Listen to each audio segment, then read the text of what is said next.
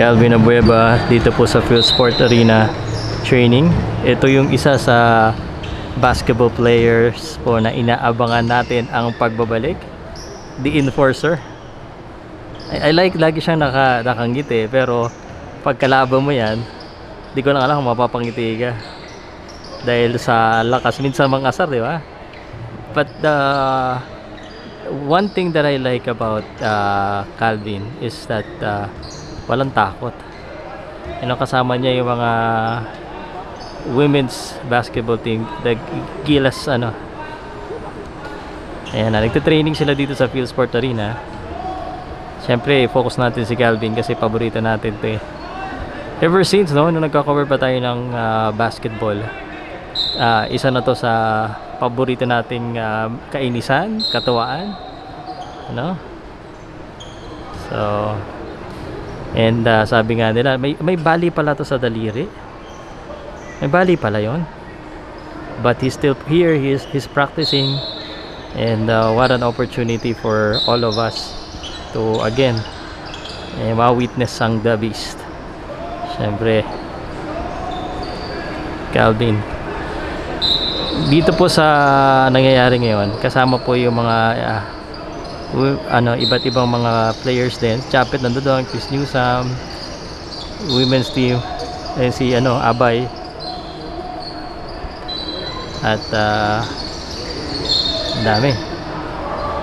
Hindi po yan si Clarkson sana si yan. Sino pa ba hinahanap niyo dito? Wala na dito yung taga-Duke, no? Si Perkins nandito. Dapat may height, walang height yung natin, yung team natin. It's just a fun training. And yun, Calvin.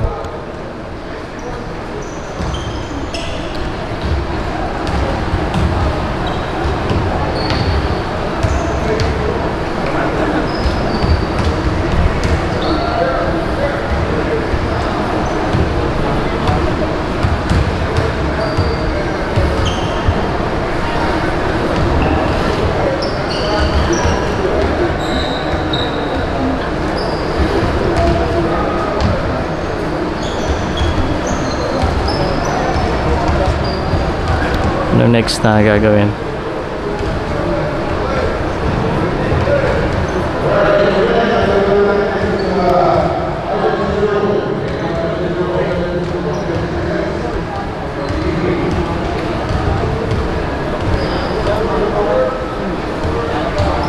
Sana mag-scrimmage sila. Sana mag-scrimmage.